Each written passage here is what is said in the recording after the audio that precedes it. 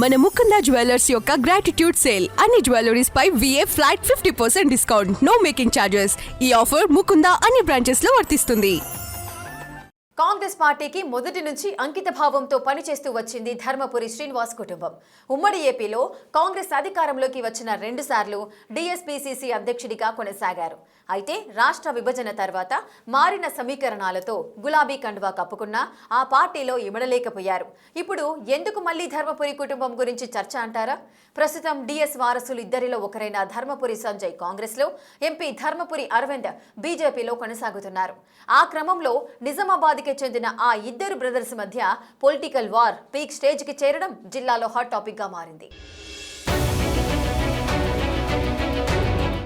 దివంగత నేత ధర్మపురి శ్రీనివాస్ కుటుంబానికి నిజామాబాద్ జిల్లా కాంగ్రెస్ తో అవినాభావ సంబంధం ఉందని చెప్పుకుంటారు. వారి కుటుంబానికి మొదటి నుంచి అండగా నిలుస్తూ వస్తూ బలమైన ఓటు బ్యాంకుగా తయారైంది మున్నూరు కాపు సామాజిక వర్గం. వన్స్ వారు అనుకుంటే వార్ వన్ సైడ్ అన్నట్లు ఒకేసారి గంపగుత్త ఓట్లు వేస్తారు. అలా ఇప్పటి వరకు దివంగత నేత ధర్మపురి శ్రీనివాస్ చిన్న కొడుకు అరవింద్ను 2 సార్లు నిజామాబాద్ పార్లమెంట్ అభ్యర్థిగా గెలిపించారు. గెలిచిన 2 సార్లు అరవింద్ మున్నూరు కాపు వర్గీయుల అండతోనే గెలిచారంటారు.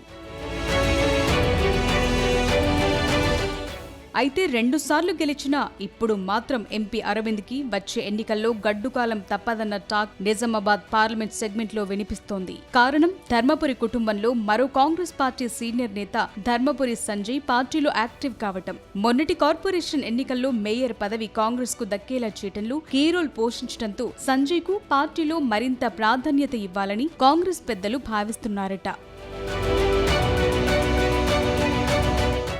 ఇప్పటికీ ధర్మపురి సంజయ్ మున్నూరు కాపు సామాజిక వర్గానికి జిల్లా అధ్యక్షుడిగా ఏకగ్రీవంగా ఎన్నికయ్యారు. ఈ పరిణామం కాంగ్రెస్ పార్టీకి వచ్చే ఎన్నికల్లో ప్లస్ అయ్యే అవకాశం ఉందంటున్నారు. ఏ పదవి లేకుండానే విపక్షాలకు ధీటైన సమాధానమిచ్చే సంజయ్ను ఉన్నత పదవిలో కూర్చోబెడితే జిల్లాలో కాంగ్రెస్ కు అదనపు బలం చేకూరుతుందని రాష్ట్ర నాయకత్వం భావిస్తోందట. ఆయన జిల్లాలో 50% పైగా ఉన్న మున్నూరు కాపు సామాజిక వర్గాన్ని ఏకతాటిపైకి తీసుకొచ్చి పార్టీకి అండగా నిలుపుతారని కాంగ్రెస్ అధిష్టానం లెక్కలేసుకుంటోందట. ధర్మపురి శ్రీనివాస్ మరణించిన సమయంలో పరామర్శకొచ్చిన సీఎం రేవంత్ రెడ్డి ధర్మపురి సంజయ్ కు రాజకీయంగా అండగా ఉంటానని, మంచి స్థానంలో ఉంచుతానని హామీ ఇచ్చారు. ఇక PCC chief Mahesh Kumar Goud, MLA Sudarshan Reddy, మాజీ మంత్రి షబ్బీర్ అలీలు సంజయ్ ను కలుపుకొని పోతూ ఒక మంచి స్థానం కల్పించేందుకు కృషి చేస్తున్నట్లు తెలుస్తోంది.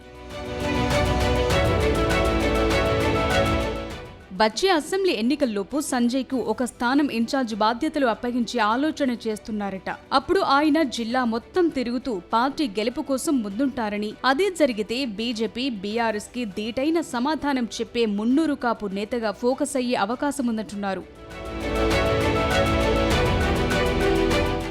మొత్తానికి నిజామాబాద్ జిల్లాలో వచ్చే ఎన్నికల్లో ధర్మపురి వారసుల మధ్య పోరు ఇప్పటి నుంచి ఆసక్తి రేపుతోంది.